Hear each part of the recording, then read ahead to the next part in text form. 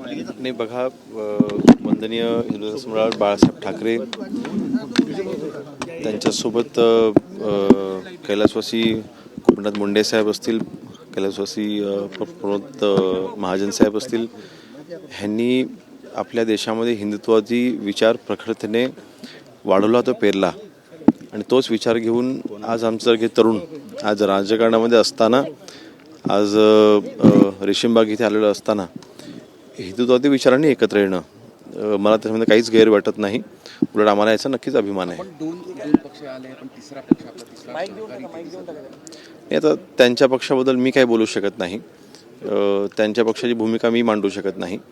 मला वाटतं राष्ट्रवादी पक्षाची भूमिका ही राष्ट्रवादी पक्षाचे नेतेच सांगू शकतील.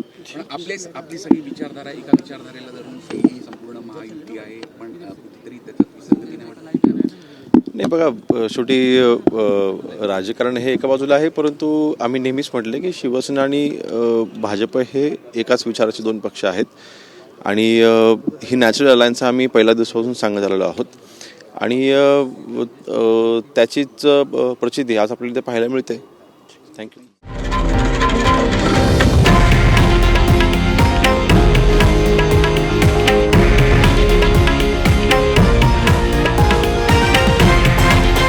हे आहे देशातील नंबर 1 न्यूज नेटवर्क आणि आपण पाहत आहात TV9 मराठी, एकमेव.